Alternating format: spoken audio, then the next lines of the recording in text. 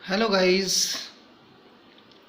आज के इस वीडियो में हम रीअरेंजमेंट रिएक्शन का एक दूसरा नेम रिएक्शन एक्सप्लेन करेंगे और ये नेम रिएक्शन है वैगनर मेयरविन रीअरेंजमेंट। पिछले वीडियोस में आपने देखा था कि पिनेकॉल पिनेकोलोन रीअरेंजमेंट को हमने एक्सप्लेन किया था और वहाँ पर किस तरह से 1,2 शिफ्ट के थ्रू या हाइड्राइड के शिफ्ट के थ्रू या मिथाइड शिफ्ट के थ्रू किस तरह से प्रोडक्ट का फॉर्मेशन हुआ। तो सेम वही चीज़ें यहाँ पर भी हैं, लेकिन थोड़ा सा यहाँ डिफरेंट है कि पिनेकॉल पिनेकोलोन रीअरेंजमेंट में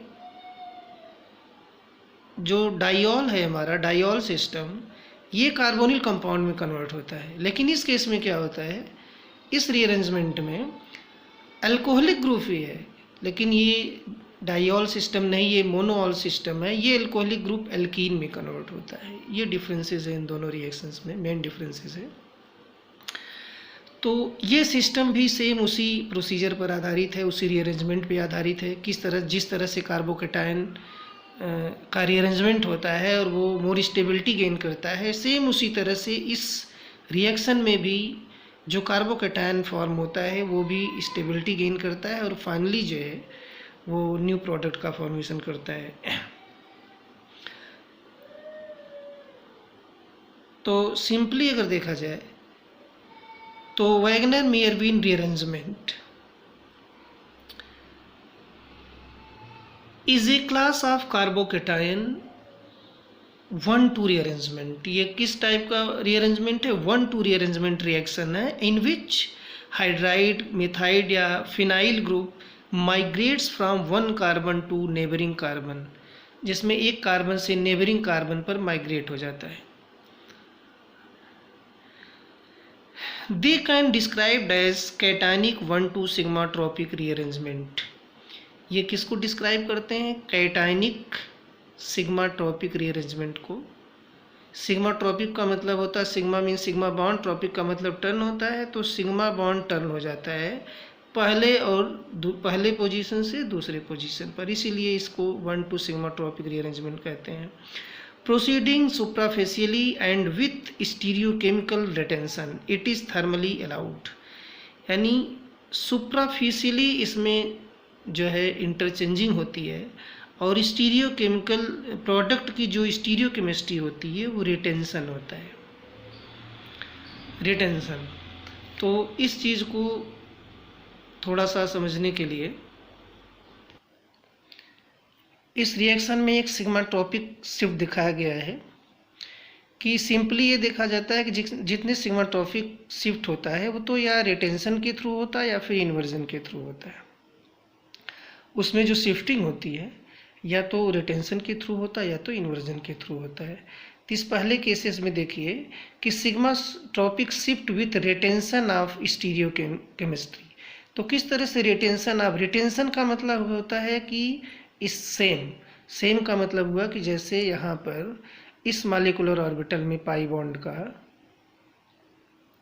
या हम कार्बोकेटायन भी कर सकते हैं, तो यहाँ पर देखिए कि ये कोई ग्रुप जुड़ा हुआ है, यानी जैसे एल्काइल ग्रुप यहाँ जुड़ा हुआ है।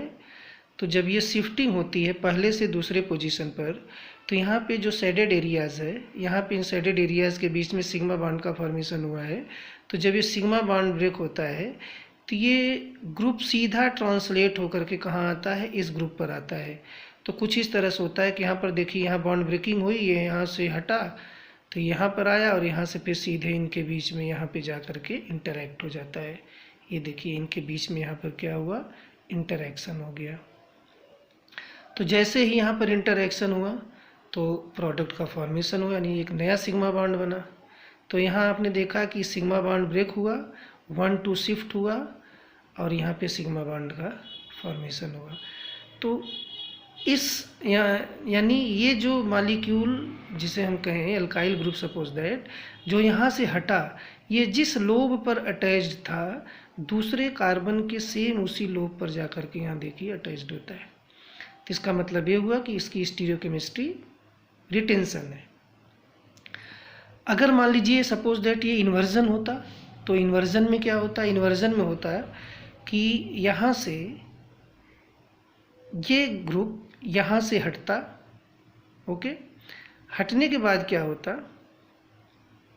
कि यहाँ पर अब आप देखिए कि यहाँ से सबसे पहले ये रोटेट होगा, ये डायरेक्ट यहाँ पर आके नहीं जुड़ेगा, यहाँ पे इनके बीच में क्या होगा, रोटेशन होगा।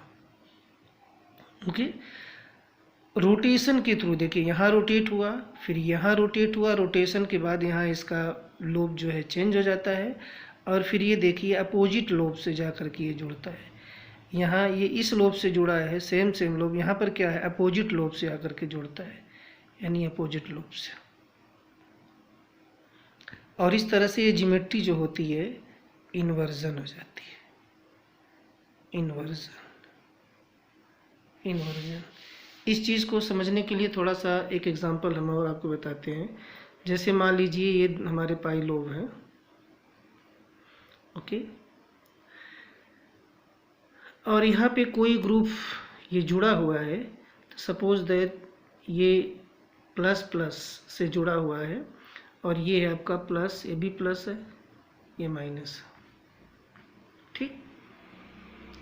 अगर ये यहाँ आकर के जुड़ता है, यहाँ आकर के जुड़ता है ऐसे, ओके, अगर ये यहीं से यहाँ आकर के जुड़ता है इस तरह से, तो ये सुप्राफेशियल होता है, सेम लोब, ये सुप्राफेशियल होता है।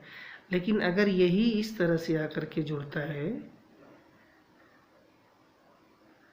यहाँ ये ग्रुप है आपका, अगर यही यहाँ आकर के जुड़ता है इस तरह, यहाँ नहीं, यहाँ आकर के जुड़ता है इसके एंटी लोब पर, इस एंटी लोब पर, तो ये जो है इंट्राफेशियल होता है, इंट्राफेशियल रीअरेंजमेंट, और ये सुप्राफेशियल रीअरेंजमेंट। तो कहने का मतलब हुआ कि ये जो वैगनर मेयरविन रीअरेंजमेंट है, ये हमारा इसी तरह का रीअरेंजमेंट है जो सुप्राफिशियली होता है और थर्मली अलाउड होता है, और स्पेशली इसकी जो स्टीरियोकेमिस्ट्री होती है प्रोडक्ट की, रिटेंशन होती है।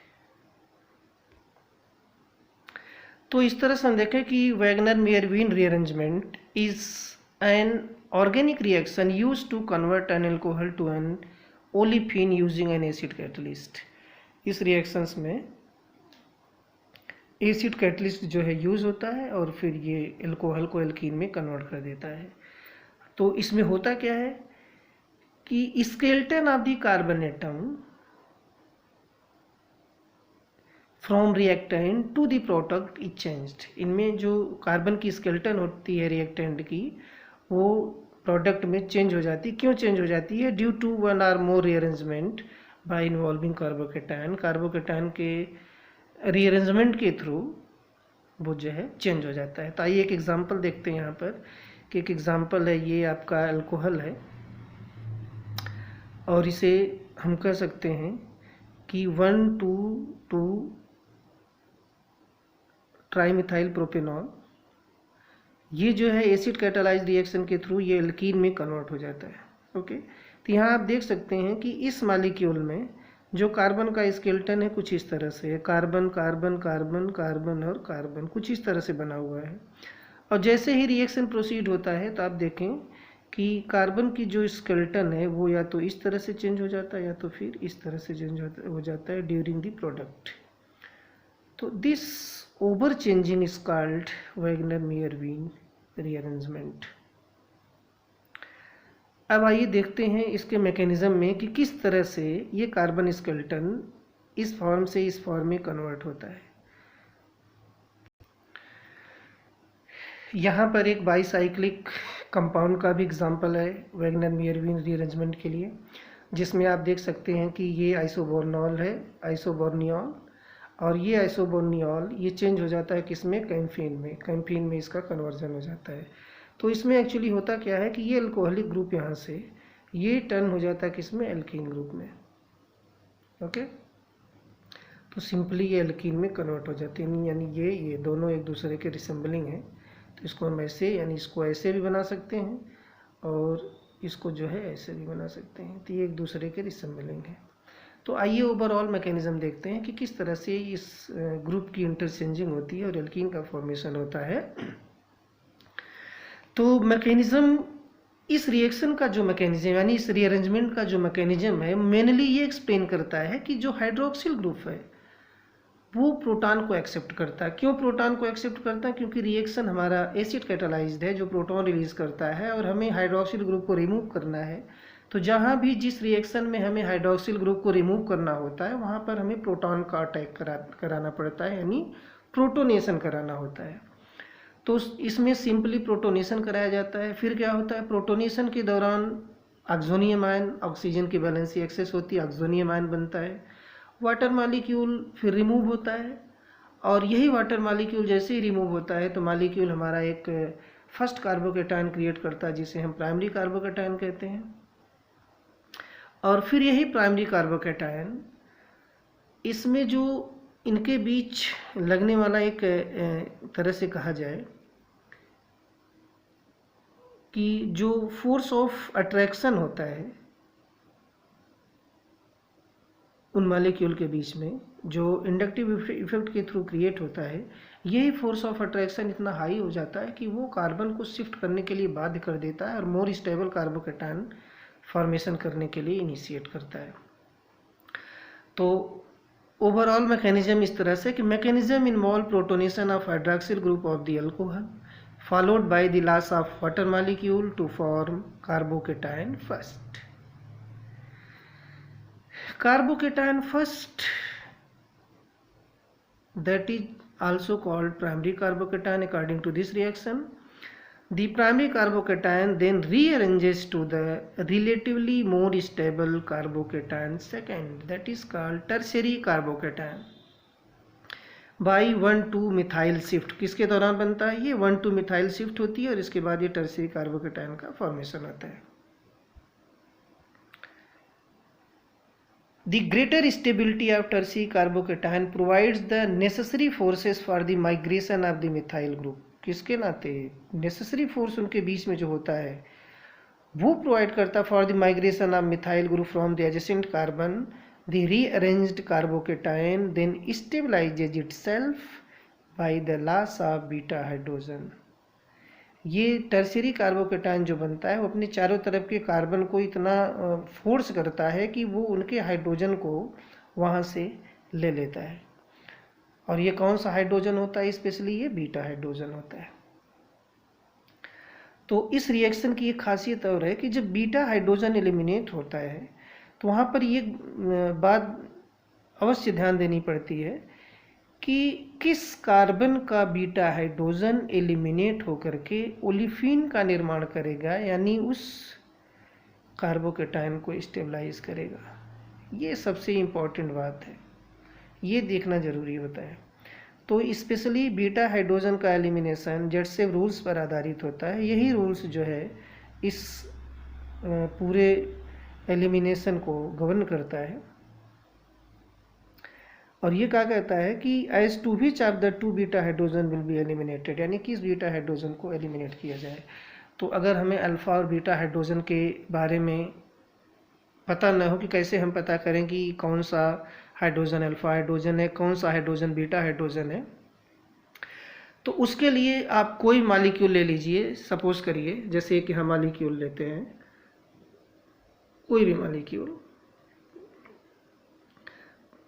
तो एक मॉलिक्यूल हमने ले लिया, सपोज करिए हमने अल्कोहल ले लिया, okay, CH2 CH3 CH3 CH2 CH2 मान लीजिए हमने प्रोपेनॉल ले लिया। अब इस प्रोपेनॉल में देखिए कितने कार्बन है, 1 2 और 3 कार्बन है। तो जो पहला कार्बन होता है जिससे फंक्शनल ग्रुप आपका रिएक्टिव ग्रुप अटैच्ड रहता है, ठीक है, इस कार्बन से जस्ट बगल का जो कार्बन होता है, इस कार्बन से जस्ट बगल का, क्योंकि ये कार्बन तो अल्फा कार्बन हो जाता है, और इसके जस्ट बगल का जो कार्बन होता है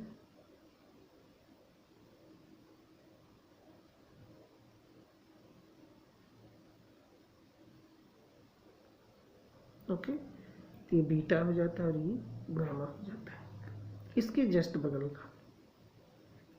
तो स्पेशली अगर देखा जाए तो कहीं कहीं बहुत ऐसे रिएक्शंस आते हैं कि जहाँ पर इस कार्बन को फंक्शनल ग्रुप से अटैच्ड वाले कार्बन को ही अल्फ़ा कार्बन मान लिया जाता है। कुछ ऐसे एक्सेप्शन भी आपको मिलेंगे, और इससे बगल वाले कार्बन को बीटा कार्बन। तो यहाँ हमारा चूंकि कार्बोकेटायन है, कार्बोकेटायन, तो इसके अगल बगल साइड बाय साइड ये हाइड्रोजन वाला कार्बन लगा हुआ है, तो ये भी बीटा हाइड्रोजन है, ये भी बीटा हाइड्रोजन है। आप देख सकते हैं ये भी बीटा हाइड्रोजन है, ये भी बीटा हाइड्रोजन है। तो जेडसेव रूल यही कहता है कि किस बीटा हाइड्रोजन को, यानी किस हाइड्रोजन को एलिमिनेट करें और इस कार्बोकेटायन को स्टेबलाइज करें। तो किसको एलिमिनेट करके स्टेबलाइज किया जाएगा? जो मोर स्टेबल प्रोडक्ट का फॉर्मेशन करेगा। तो आइए देखते हैं कि किस तरह से मैकेनिज्म में मोर स्टेबल प्रोडक्ट का फॉर्मेशन होता है और कैसे जो है बीटा हाइड्रोजन को एलिमिनेट किया जाता है। तो ये है हमारा रिएक्शन मैकेनिज्म। रिएक्शन मैकेनिज्म में होता क्या है कि ये अल्कोहलिक ग्रुप सबसे पहले ये प्रोटॉन एक्सेप्ट, यानी इसका प्रोटोनेशन होता है और ये ऑक्सोनियम आयन में कन्वर्ट होता है। तो जैसे ही यहाँ ऑक्सोनियम आयन में कन्वर्ट होता है, ऑक्सीजन डेफिशिएंट होता है, तुरंत ऑक्सीजन अपने बॉन्ड को यहाँ से ब्रेक कर लेता है। यहाँ से बॉन्ड जैसे ही ब्रेक हुआ, ये कार्बन पॉजिटिव कार्बोकेटायन में कन्वर्ट हो जाता है। तो यहाँ पर देखिए, यहाँ पर फॉर्मेशन हो गया, यहाँ लॉस ऑफ वाटर मॉलिक्यूल, यहाँ फॉर्मेशन हो गया कार्बोकेटायन। ओके, और ये कौन सा कार्बोकेटायन है? This is carbocation first carbocation का फॉर्मेशन किया। अब होता क्या है कि ये फर्स्ट कार्बोकेटायन फिर से अपने आप में रीअरेंजमेंट करता है। क्यों करता है? स्टेबिलिटी अटेन करने के लिए। आप जानते हैं कि रीअरेंजमेंट इसीलिए कराया ही जाता है कि वो मॉलिक्यूल यानी कार्बोकेटायन को स्टेबिलिटी दे। तो यहाँ पर एल्काइल ग्रुप शिफ्ट हो जाता है इस कार्बोकेटायन फर्स्ट के ऊपर, और इस तरह से ये कार्बोकेटायन बदल जाता है कार्बोकेटायन थर्ड। ये देखिए, दिस इज कार्बोकेटायन थर्ड, यहाँ पर ये कार्बोकेटायन थर्ड। ओके, और ये अल्काइल ग्रुप यहाँ शिफ्ट हो गया। चूँकि ये पहले से दूसरे पर शिफ्ट होता है, इसलिए यहाँ पर इसको 1,2 मिथाइल शिफ्ट कहा जाता है, 1,2 मिथाइल शिफ्ट। और जैसे ही 1,2 मिथाइल शिफ्ट होता है, ये टर्सरी कार्बोकेटायन फॉर्म करता है। अब आप देखिए कि ये टर्सरी कार्बोकेटायन जब अब करेगा क्या? डीप्रोटोनेशन करेगा फाइनल प्रोडक्ट देने के लिए। तो इसमें होगा डीप्रोटोनेशन। चूँकि स्टार्टिंग में आपने क्या कराया था? प्रोटोनेशन कराया था। तो अब आप जानते हैं किसी भी रिएक्शन का ये रूल होता है कि अगर आप बाहर से उसमें जो भी ग्रुप या ग्रुप ऑफ एटम आप उसमें जोड़ते हैं, तो फाइनली क्या होता है कि वो ग्रुप या ग्रुप ऑफ एटम एलिमिनेट हो जाता है। क्यों? क्योंकि वो एज ए कैटलिस्ट यूज़ होता है, और कैटलिस्ट का काम है कि रिएक्शन को इनिशिएट करा देना, प्रोसीड करा देना, और इसके बाद वहाँ से एलिमिनेट हो जाना। ये सिर्फ रेट ऑफ रिएक्शन को इंक्रीज करता है, कैटलिस्ट का जो मेन काम होता है। तो यहाँ पर देखिए कि ये टर्सरी कार्बोकेटायन अब इस तरह से सेटल होता है, यानी रीअरेंजमेंट करता है, कि यहाँ पर दो प्रोसेस है। यहाँ पर हमने इस कार्बन को बीटा माना, यानी ये भी बीटा कार्बन, ये भी बीटा कार्बन, ये अल्फा कार्बोकेटायन। तो यहाँ पर इस बीटा कार्बन को हमने 1 नंबर दिया, और यहाँ पर इसको हमने 2 नंबर दिया। यहाँ पर 1 डैश 2 डैश किया है, नंबर नहीं डैश दिया है। वो ऐसा इसलिए कि जब यहाँ CH3 से हाइड्रोजन एक निकलेगा, एक हाइड्रोजन यहाँ निकलेगा, सपोज करिए कि इसके हाइड्रोजन को अगर हम कुछ इस तरह से दिखाएं ऐसे, और इसके भी हाइड्रोजन को हम इसको हटा के यहाँ इसको हाइड्रोजन को हम कुछ इस तरह से दिखाएं, तो अब आप देख सकते हैं कि ये भी हाइड्रोजन यहाँ स्टेबलाइजेशन कर सकता है, ये भी हाइड्रोजन यहाँ स्टेबलाइजेशन कर सकता है, दोनों हाइड्रोजन यहाँ स्टेबलाइजेशन कर सकता है। ओके, तो जेडसेव रूल यही कहता है कि किस हाइड्रोजन के एलिमिनेशन से ये कार्बोकेटायन स्टेबलाइज होगा, और ये हाइड्रोजन स्पेशली बीटा हाइड्रोजन होगा। तो आप देखें कि यहाँ फर्स्ट रूट है, ये सेकंड रूट है। जो बीटा 1 वाला है, ये वाला अगर हाइड्रोजन है, अगर ये एलिमिनेट होता है यहाँ से, तो यहाँ फॉर्मेशन होता है क्या?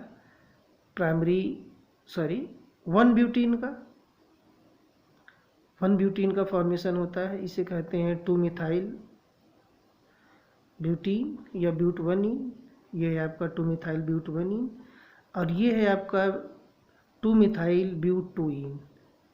ये 2 ब्यूटीन है। अगर हम इस हाइड्रोजन को यहाँ से एलिमिनेट करते हैं तो यहाँ पर आप देखिए डबल बॉन्ड यहाँ फॉर्मेशन होता है, और इसमें डबल बॉन्ड यहाँ फॉर्मेशन होता है। तो यह है नंबर 1, नंबर 2, नंबर 3, नंबर 4। यह है नंबर 1, नंबर 2, नंबर 3, नंबर 4। तो यहाँ 1, 2 के बीच में बनता है, यहाँ 2, 3 के बीच में बनता है। तो अब आपको पता ही होगा कि 1 यहाँ से एलिमिनेट हुआ तो प्राइमरी बनाया, यहाँ से एलिमिनेट हुआ तो क्या बनाया, सेकेंडरी बनाया। तो ये जो है 1 ब्यूटीन देता है, ये 2 ब्यूटीन देता है। तो secondary is the more stable then primary. तो ये जो प्रोडक्ट होगा हमारा, यानी 2 ब्यूटीन वाला ये प्रोडक्ट, ये मोर स्टेबल होगा अकॉर्डिंग टू जेटसेफ रूल। तो वैगनर मेयरविन रीअरेंजमेंट में जो एल्कीन फॉर्मेशन होता है, स्पेशली तो एल्कीन बना, तो दोनों टाइप का एल्कीन बना, प्राइमरी एल्कीन भी बना, सेकेंडरी एल्कीन भी बना। तो वैगनर मेयरविन रीअरेंजमेंट तो कंप्लीट हो गया एल्कीन फॉर्मेशन करके। लेकिन बात अब ये आती है कि मोर स्टेबल किसको दिया जाए, कौन इसमें डोमिनेंट होगा। तो डोमिनेंट की बात जहाँ आती है तो वहाँ पे जेटसेफ रूल फॉलो किया जाता है, और इस तरह से 2 ब्यूटीन को यहाँ मेजर प्रोडक्ट के फॉर्म में इंडिकेट किया जाता है। तो नेक्स्ट इसके आगे आइए, सेकेंड टाइप का अगला एग्जांपल है इसका, जो अभी पीछे आपने बाईसाइक्लिक रिएक्शंस देखा कि जिसमें आइसोबोर्नियाल जो है वो कैम्फीन में कन्वर्ट होता है। तो आइए एक बार इसके रीअरेंजमेंट को हम देखते हैं, यानी मैकेनिज्म को देखते हैं, किस तरह से ये हाइड्रोक्सिल ग्रुप यहाँ से एलिमिनेट होकर के किस तरह से डबल बॉन्ड यानी कैम्फीन का फॉर्मेशन करता है। तो ये है आपका आइसोबोर्नियाल। आइसोबोर्नियाल ये एक बाईसाइक्लिक कंपाउंड है, ये बाईसाइकिल है। बाईसाइक्लिक कंपाउंड वो ऐसा कंपाउंड होता है कि जिसमें 2 ब्रिज हेड कार्बन प्रेजेंट होते हैं। जैसे मान लीजिए अगर हम बाईसाइकिल को रिप्रेजेंट करना चाहें तो जैसे देखिए एक साइकिल ए है और इसी कार्बन से एक साइकिल और जोड़ दिया जाए, ये देखिए 2 साइकिल। तो यहाँ पर ये जो दोनों कार्बन है, यानी 2 रिंग्स जो है वो 2 कार्बन पर फॉर्म होती है यहाँ पर। तो ये जो दोनों कार्बन होता है इसको कहा जाता है ब्रिज हेड कार्बन। ये है ब्रिज हेड कार्बन, ये दोनों ब्रिज हेड कार्बन है। ओके, और इसके बाद के जो बाकी कार्बन बचते हैं, जैसे ये 1, 2, 3, 4, ये जो है 1, 2, 3, 4, बाकी जो कार्बन बचते हैं इसको ब्रिज कार्बन कहा जाता है। सब वाले ब्रिज कार्बन है, all are bridge carbon. Okay, bridge carbon.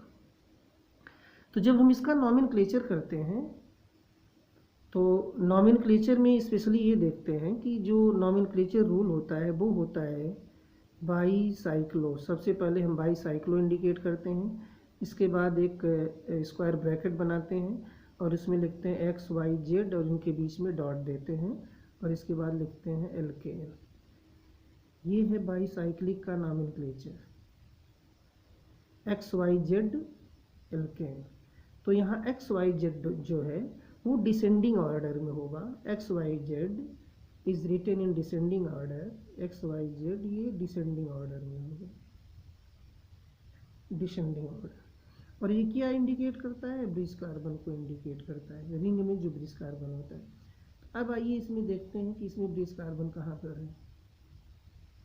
तो आप देखिए ये दोनों ब्रिज हेड कार्बन है। अब 1, 2, 3, 4 ब्रिज कार्बन इधर है, 1, 2, 3, 4 ब्रिज कार्बन इधर है, लेकिन इस ब्रिज हेड के बीच में एक भी कार्बन नहीं, तो इसलिए क्या कहा जाएगा, इसको जीरो। अगर हमें इसका नॉमेनक्लेचर करना होगा तो यहाँ क्या लिखेंगे, बाईसाइक्लो। सबसे पहले बाईसाइक्लो लिखेंगे।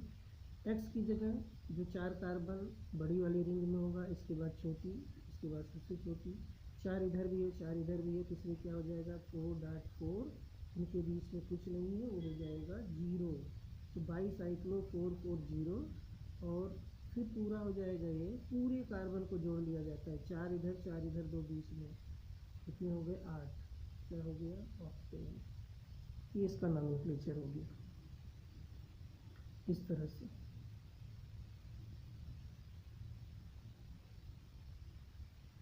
ठीक, तो सेम वही चीज़ें हैं। तो इस रिएक्शन में देखिए कि यहाँ पर 1 2, यहाँ पर देखिए 1 2 2 इधर है, 2 इधर है, एक बीच में है, यहाँ पे देख रहे हैं ना, तो बीच में है, ये देखिए ये क्या लगा, यहाँ पर 1 2 2 एल्काइल ग्रुप है, 2 एल्काइल ग्रुप, तो कुल कितने कार्बन, 1 2 3 4 5 6 7, 7 पे 2 एल्काइल ग्रुप जुड़ा हुआ है। तो हमें इससे नहीं मतलब है, ये बाई नॉमेनक्लेचर एक दूसरा रूट हो गया, चूँकि हमें वैगनर मेयर रीअरेंजमेंट के बारे में पढ़ना है। तो यहाँ पे देखना कि ये हाइड्रोक्सिल ग्रुप किस तरह से एल्कीन में कन्वर्ट होता है। तो सबसे पहले इसका देखिए, इस स्ट्रक्चर को हम ऐसे भी लिख सकते हैं, ये स्ट्रक्चर ऐसे भी लिखा जा सकता है, इस तरह से भी लिखा जा सकता है कि ये जो है, ये जो इलेक्ट्रॉन है ये 7 नंबर है, यानी यही इलेक्ट्रॉन है, ये वाला इलेक्ट्रॉन, ओके 7 नंबर वाला, बाकी 2 इधर हैं और 2 इधर हैं, बाकी 2 इधर हैं, 2 इधर हैं यहाँ पर। तो ये देखिए यहाँ पर है, ये देखिए यहाँ पर है, ये जो है इस तरह से। तो ये हाइड्रोक्सिल ग्रुप यहाँ से प्रोटॉन को एक्सेप्ट करता है, और प्रोटॉन एक्सेप्ट करने के बाद यहाँ पर देखिए ये किस में कन्वर्ट हो जाता है, ऑक्सोनियम आयन में इस तरह से डेफिशिएंट ऑक्सीजन फॉर्मेशन करता है। और जैसे ही डेफिशिएंट ऑक्सीजन फॉर्मेशन होता है, तुरंत यहाँ से वाटर मॉलिक्यूल एलिमिनेट हो जाता है। ये आप देख सकते हैं, यहाँ वाटर मॉलिक्यूल एलिमिनेट हुआ और यहाँ फॉर्मेशन हो गया कार्बोकेटायन का, ओके। अब आपने पढ़ा होगा, आप जानते होंगे कि जो ट्रांस एल्काइल ग्रुप होता है, ट्रांस, इस कार्बोकेटायन के ट्रांस, वो रीअरेंजमेंट में सबसे ज़्यादा सहायक होता है जो उसके सीस होता है। जैसे ये एल्काइल ग्रुप इसके सीस है, इसके सीस है, ये यहाँ ये ट्रांसफ़र नहीं होगा, ये ट्रांसलेट नहीं होगा, क्योंकि सीस जो है उतना पावरफुल नहीं है जितना जो है ट्रांस होता है। तो यहाँ पर ये देखिए, ये कार्बन यहाँ से, यानी यहाँ से ये बॉन्ड यहाँ पर चला आता है, ये बॉन्ड सीधा यहाँ चला आता है, यानी ये सीधा ऐसे हो जाता है।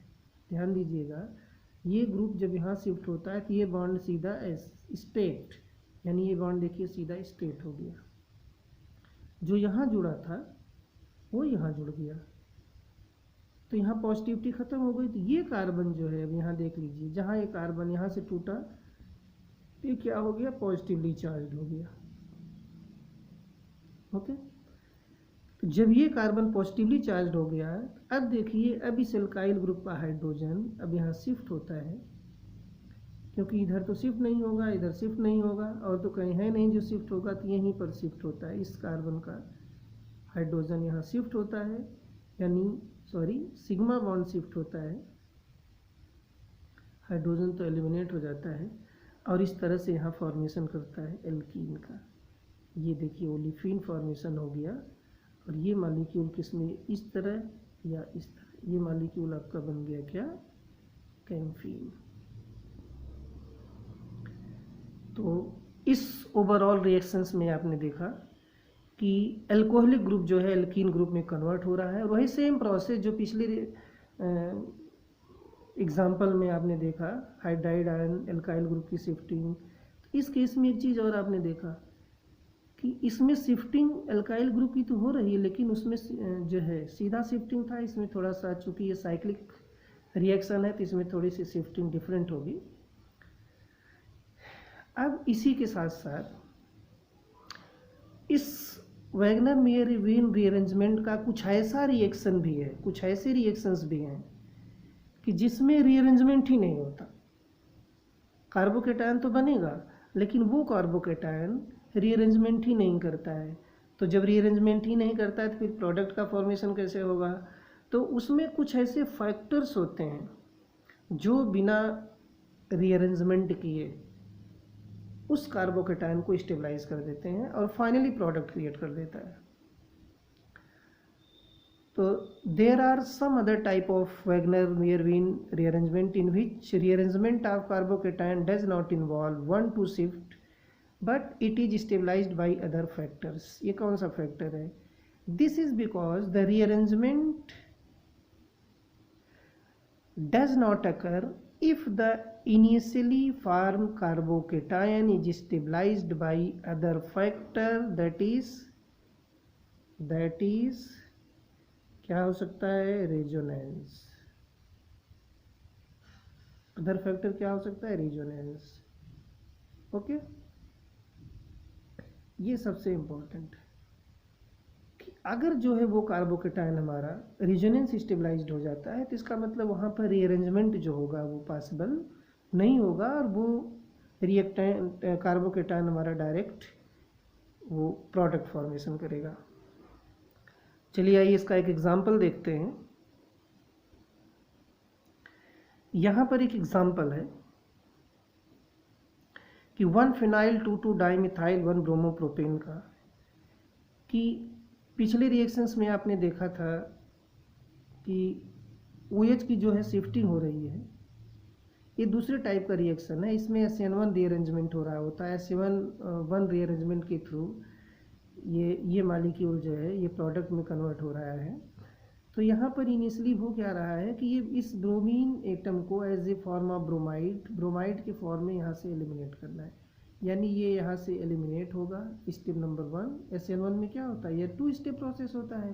पहले स्टेप में क्या होता है कि SN1 रिएक्शन में पहले स्टेप में क्या होता है? पहले स्टेप में यहाँ पे formation of nucleophile and intermediate. तो पहले स्टेप में यानी फॉर्मेशन ऑफ कार्बोकेटायन। तो कार्बोकेटायन तो यहाँ बनेगा, कैसे बनेगा? ये यहाँ से निकल जाएगा, ये यहाँ से निकल जाएगा। तो यहाँ से देखिए निकल गया Br-। तो जैसे ही यहाँ से Br- निकला, यहाँ पर देखिए क्या बना लिया? कार्बोकेटायन बना लिया। यहाँ कार्बोकेटायन फॉर्मेशन हो गया। ठीक है, अब अकॉर्डिंग टू रूल के अकॉर्डिंग तो ये होना चाहिए। अभी देखिए कौन सा कार्बोकेटायन? 1 और 1। इस कार्बन से कितने कार्बन जुड़े? 2 कार्बन जुड़े। तो इसका मतलब कौन सा कार्बोकेटायन? 2 कार्बोकेटायन, यानी सेकेंडरी कार्बोकेटायन है। तो सेकेंडरी कार्बोकेटायन है तो लेस स्टेबल होना चाहिए, क्योंकि ये अगर ग्रुप यहाँ शिफ्ट होता है ये टर्सरी बनाता है, तो अकॉर्डिंग टू रूल तो ये मोर स्टेबल होना चाहिए। लेकिन एक्चुअल में होता क्या है कि ये सेकेंडरी कार्बोकेटायन चूँकि ये बेंजीन न्यूक्लियस से जुड़ा हुआ है तो ये पूरा का पूरा ग्रुप बेंजिलिक ग्रुप हो जाता है। पूरा का पूरा ग्रुप बेंजिलिक ग्रुप हो जाता है, और ये जो कार्बोकेटायन होता है हमारा बेंजिलिक कार्बोकेटायन कहा जाता है, जिसे बेंजिलिक कैटायन कहते हैं।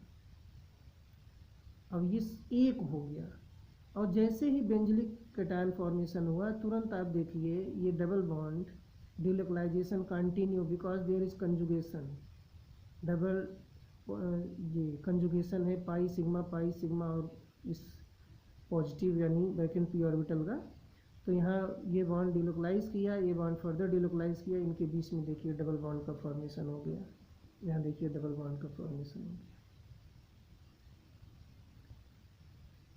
और इस तरह से अब ये बेंजीन न्यूक्लियस क्या हो जाता है, एक तरह से डेफिशिएंट हो जाता है ड्यू टू रेजोनेंस स्टेबलाइजेशन। तो जैसे ही अब ये बॉन्ड यहाँ आ सकता है, ये यहाँ आ सकता है, फिर देखिए यहाँ आएगा, फिर यहाँ पॉजिटिव हो जाएगा। अगर इस तरह को हम इसको फर्दर ले जाएं तो देखिए यहाँ आएगा, ये पॉजिटिव होगा, ये यहाँ जाएगा, फिर ये पॉजिटिव होगा। यानी कार्बोकेटायन ये इस तरह से रीअरेंजमेंट यहीं देता रहेगा, इसमें शिफ्टिंग के चांसेस होंगे ही नहीं। तो फिर ऐसे रिएक्शंस में क्या होता है कि डायरेक्ट ये हाइड्रोक्सिल ग्रुप फिर ये अटैक करता है इस कार्बन पर, और यहाँ से ये बॉन्ड पुनः रिवर्स हो जाता है और बेंजीन न्यूक्लियस को स्टेबलाइज कर देता है, और ये अल्कोहलिक ग्रुप डायरेक्ट OH से यहाँ जुड़ जाता है। और इस तरह देखिए कि वहीं जहाँ कार्बोकेटायन बना था OH ग्रुप वहीं आकर के जुड़ गया, यहाँ एल्कीन फॉर्मेशन हुआ ही नहीं। तो इस रिएक्शन में स्पेशली देखा जाए कि in this reaction benzylic carbocation is stabilised by resonance, so does not rearrange. यही इसका सबसे बड़ा रीज़न होता है कि जो बेंजिलिक कैटायन है वो रेजोनेंस स्टेबलाइज्ड होता है, जिसके कारण ये रीअरेंजमेंट नहीं देता। ये दूसरी सबसे खास बात है वैगनर-मेयरविन रीअरेंजमेंट में। इसका सबसे तीसरी खास बात यह है कि ये रिएक्शन कैटोनिक रीअरेंजमेंट के साथ साथ, यानी 1,2 रीअरेंजमेंट के साथ साथ रिंग एक्सपेंशन रिएक्शन भी देता है। रिंग एक्सपेंशन रिएक्शन, तो रिंग एक्सपेंशन कैसे होता है, चलिए एक एग्जांपल के थ्रू हम आपको दिखाते हैं कि यहाँ पर एक एग्जांपल देखिए, साइक्लोप्रोपाइल कार्बिनिल एमीन, एक साइक्लोप्रोपाइल कार्बिल एमीन है जो नाइट्रस एसिड के साथ रिएक्शन कराया जाता है, नाइट्रस एसिड के साथ। तो यहाँ पर क्या फॉर्मेशन होता है, साइक्लोप्रोपिल कार्बिनॉल और साइक्लोब्यूटेनॉल, यानी 2 प्रोडक्ट यहाँ बन रहा होता है, एक प्रोडक्ट ये है, एक प्रोडक्ट ये है। तो रिएक्शन पॉइंट ऑफ व्यू से देखा जाए, यानी इस रिंग के स्टेबिलिटी के पॉइंट ऑफ व्यू से देखा जाए, तो ये जो रिंग है साइक्लोब्यूटेनॉल की, यानी ये साइक्लोब्यूटेन की, ये ज़्यादा स्टेबल होगी अकॉर्डिंग टू बेयरस्टैंड थियरी। तो रिंग जितनी बड़ी होती स्ट्रेन उतना कम होता है। तो 4 वाला कम स्ट्रेन होगा 3rd वाले से, 5 वाले में कम होगा 4th वाले, 6th वाले में कम होगा 5 वाले से, इस तरह से। तो ये मेजर प्रोडक्ट होना चाहिए, ये माइनर प्रोडक्ट होना चाहिए। लेकिन अगर इस रूल के अकॉर्डिंग देखा जाए तो ये दोनों प्रोडक्ट एक तरह से जो है आपके स्टीरियो स्पेसिफिक हो जाते हैं। तो आइए इसके मैकेनिज्म को देखते हैं कि यहाँ पर मैकेनिज्म में देखिए, सबसे पहले होता क्या है कि नाइट्रस एसिड की स्ट्रक्चर को हम इस तरह से लिख सकते हैं HNO2, इसको ऐसे लिख सकते हैं। तो जिधर डबल बॉन्ड O है, यहाँ से H2O, यहाँ से इनके बीच में और एमीन के बीच में रिएक्शन कराया जाता है। तो यहाँ से देखिए H2O एलिमिनेट होता है और ये N डबल बॉन्ड N के थ्रू यहाँ पर जुड़ जाता है। तो ये नाइट्रस एसिड ग्रुप जो है ये सीधा सीधा यहाँ पर जुड़ गया। पुनः क्या होता है कि पुनः इसमें रीअरेंजमेंट होता है कि नाइट्रोजन अपना लोन पेयर इस नाइट्रोजन यानी यहाँ पर प्रोवाइड करता है और यहाँ से बॉन्ड ब्रेकिंग हो जाती है। OH यहाँ से देखिए क्या हो गया, एलिमिनेट हो गया। यहाँ क्या फॉर्मेशन हो गया, एजो ग्रुप का फॉर्मेशन हो गया, यानी N ट्रिपल बॉन्ड N का फॉर्मेशन हो गया। ठीक, और जैसे ही ये ग्रुप फॉर्म हुआ यहाँ पर, तुरंत ये कार्बन यानी ये नाइट्रोजन अपना इलेक्ट्रॉन यहाँ से क्या करता है, ब्रेक कर देता है। और जैसे ही इलेक्ट्रॉन टूटा, नाइट्रोजन की डिफिशिएंसी कंप्लीट हुई, तुरंत ये N2 के फॉर्म में यहाँ से एलिमिनेट हो जाता है। और जैसे एलिमिनेट हुआ तो यहाँ देखिए क्या बन गया, carbocation. There is formation of carbocation, ये कार्बोकेटायन में कन्वर्ट हो जाता है। ठीक है, तो यहाँ ये जो कार्बोकेटायन बना हमारा, अब ये कार्बोकेटायन अब आप देख सकते हैं कि 2 तरह से रिएक्शन क्रिएट कर सकता है।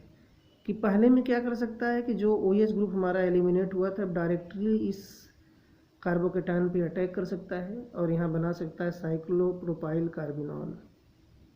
ओके, ये साइक्लोप्रोपाइल कार्बोकेटायन है, cyclopropyl carbocation, this is cyclopropyl carbocation. तो एक यहाँ तो बना लिया साइक्लोप्रोपाइल कार्बिनॉल। और दूसरे में क्या होता है कि शिफ्टिंग हो जाती है, 1-2 शिफ्ट, यही है 1-2 शिफ्ट। कि कौन सा शिफ्ट है, 1-2 शिफ्ट, किसके अकॉर्डिंग, WM के अकॉर्डिंग। तो ये देखिए रिंग एक्सपेंशन में ये भाग ले रहा है कि नहीं, 1-2 एक्सपेंशन हो रहा है, 1-2 शिफ्टिंग हो रही है। यानी यहाँ से ये जो बॉन्ड अगर मान लीजिए यहाँ 1 माने, यहाँ 2 माने, यहाँ 3 माने, तो यहाँ से ये अल्काइल ग्रुप कहाँ शिफ्ट हो जा रहा है, ये यहाँ आ जा रहा है। तो जैसे ही 3 यहाँ इस कार्बन से अटैच हो रहा है, देखिए इस तरह कुछ। तो ये कार्बन यहाँ पर, यहाँ से बॉन्ड टूटा, तो ये कार्बन यहाँ पर देखिए क्या हो गया, डिफिशिएंट हो गया, हुआ कि नहीं। इसकी तुलना में देखा जाए तो ये कौन सा कार्बन है, सेकेंडरी कार्बन। तो सेकेंडरी कार्बोकेटायन फॉर्मेशन हुआ ना। तो चूंकि सेकेंडरी कार्बोकेटायन प्राइमरी कार्बोकेटायन से ज़्यादा स्टेबल होता है, तो इसलिए ये इंटरमीडिएट जो है हमारा क्या होगा, ज़्यादा स्टेबल होगा। और इस इंटरमीडिएट को हम कुछ इस तरह से लिख सकते हैं ऐसे, that is resembling to, that is not equal to, this is resembling to, like this. अब फिर क्या होगा, ये देखिए किस में बदल गया, साइक्लोब्यूटेन रिंग में, कार्बोकेटायन में बदल गया। अब यही OH यहाँ पर अटैक करता है और यहाँ पे क्या बना लेता है, साइक्लोब्यूटेनॉल। तो आपने देखा कि रिएक्शन कि स्टार्टिंग में हमारी रिंग कैसी थी, ये नॉट ट्राईसाइक्लिक, ये 3 कार्बन की रिंग थी और ये फाइनली किस में कन्वर्ट हो जाती है, 4 कार्बन रिंग में कन्वर्ट हो जाती है। तो ये जो हमारी 3 कार्बन की साइक्लिक रिंग है ये कन्वर्ट हो जाती है 4 कार्बन की साइक्लिक रिंग में। यानी एक तरह से कहें कि साइक्लोप्रोपाइल रिंग जो है साइक्लोब्यूटाइल रिंग में कन्वर्ट हो जाती है और इस तरह से फॉर्मेशन होता है।